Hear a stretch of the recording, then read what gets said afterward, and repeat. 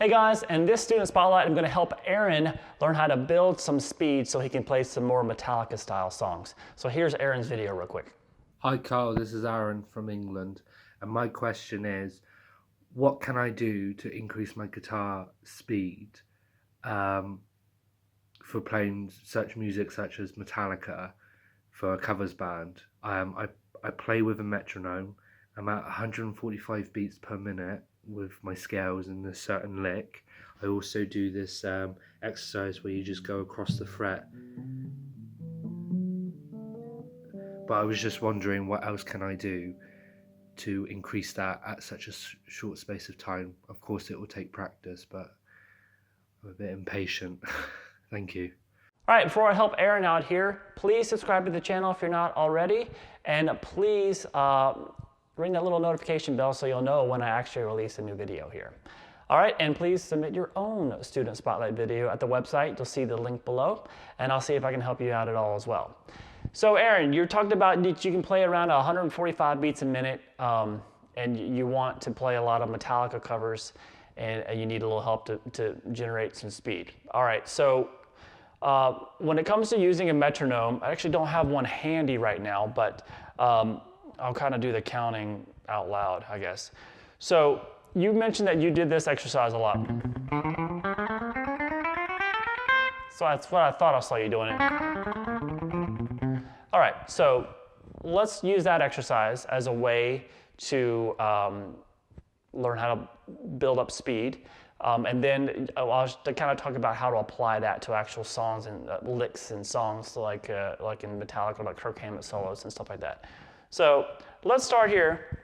First of all, I think the biggest reason why you have trouble with speed is 99.999% of the time is tension.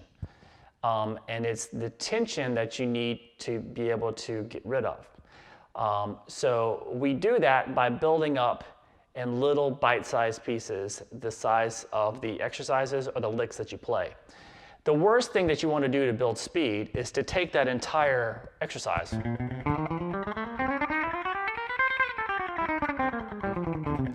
play the whole thing up and down, and that's your practice. You just repeat that. It's too long, and it's not gonna. You need to work up to that. So what I would suggest you do is if you're doing the 145 or whatever. Now you didn't mention whether if that 145 is you're playing quarter notes, which is one hit for every metronome click, or eighth notes, which is 2 notes for every metronome click, or 16th notes, which is 4 notes per click. So let's say we want to build up. Say you can play eighth notes at 145, but you're having trouble playing 16th notes at 145. So if we had the 145 going, if we were just like tick, tick, tick, tick, tick, tick, tick, tick, tick, tick, tick, tick, that right there is 2 notes. You see, my downstroke is on the tick, tick, then there's an upstroke, tick, tick, tick, tick, tick, tick, tick, tick, tick, tick. All right, now let's do that on just one string with those 4 notes. Tick, tick, tick, tick, tick, tick, tick, tick, tick, tick, tick, tick, tick, tick. All right, so when you can do that comfortably, you need that to develop your coordination. But you want to do that at eighth notes, which is 2 notes per beat, at whatever tempo. Those eighth notes are almost effortless, and you can play them clean almost 100% of the time. So you want to be able to click, click, click, click, click, click, click, click. All right, so the key is you want to be able to play along with that metronome, 2 notes per beat, then double it just one time through, so you're playing all 4 notes at once in this quick little speed burst, and you go back.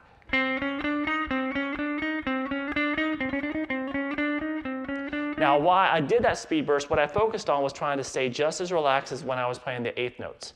You need to, that is why you want to go right back to playing slower.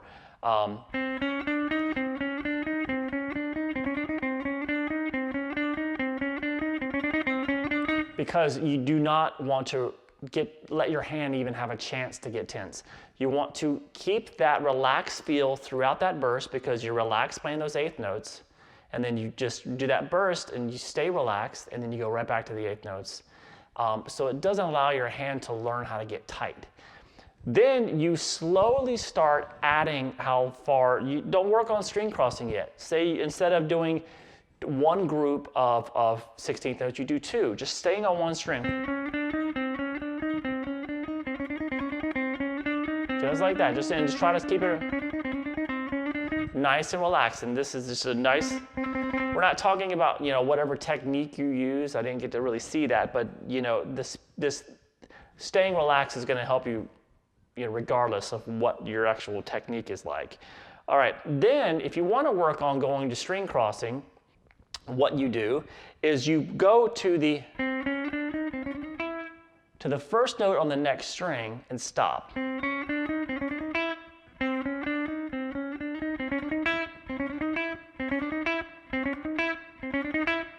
So you can do that burst now.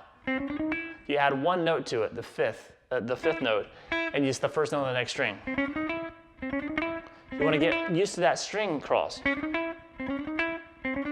And then you can do the four notes on the B string. You want to make that feel the same as doing them on just one string.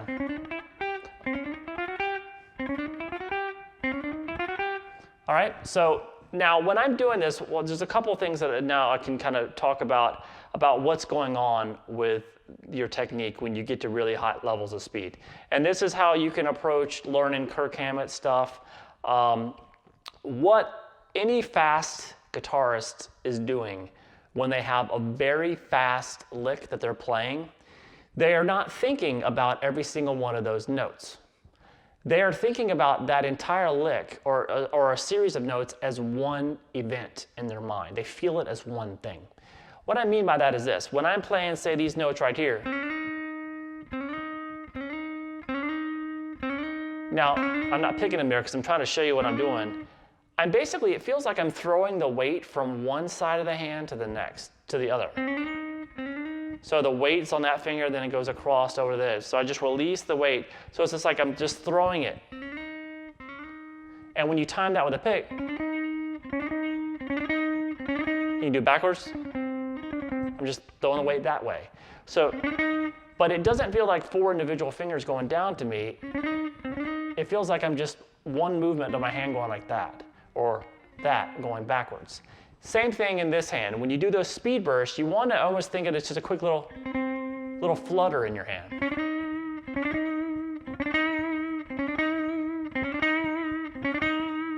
I don't think of it as a down, up, down, up. It's just a little quick little flutter. Now, when you see somebody like Kirk Hammett who has a lot of licks like,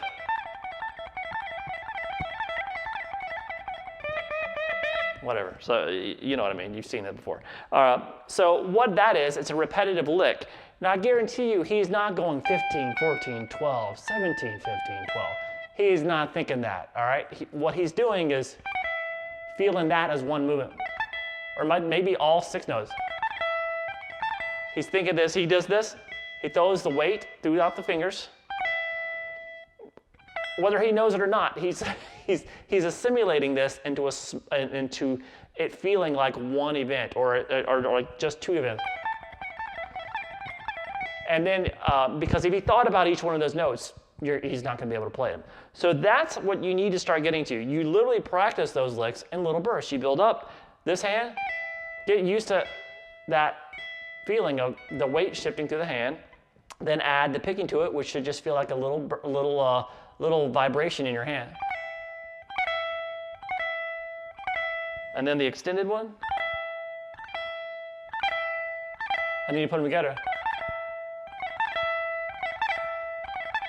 So that's what I want you to do. When you have a fast lick, you take it and you build on it. You literally take the first four notes and then add another note and then add another. Make it a long sequence of adding notes, but focusing on staying relaxed.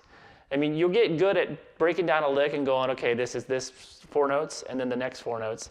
I'm going to work on them individually. Then I'm going to work on the transition from like in between, going from one to the other. And then I'm going to put them together. And then you expand. And the more you expand, the longer you're able to stay relaxed and go through the whole phrase. But it's taking little licks like this and figuring out how you can feel them as being one thing instead of a whole series of things, which is where true speed comes from and effortless playing comes from. And that's what you want to get to. And I'm just trying to give you ideas of how you can do that, and then you can tackle that. So, but regardless of how you do it, try to take these two ideas of speed burst and relaxation, and then move that into the feeling of these longer licks, longer series of notes actually feel like just one thing instead of many notes. They just feel like one event. And then a huge long phrase can be one event if you practice that enough and you have that mindset. All right, so it's one of those things where you got to do it to really know what we're talking about here. But if you start thinking in that direction, I think you'll figure it out. All right, I hope you enjoyed it. I hope I helped you, and I'll see you again soon.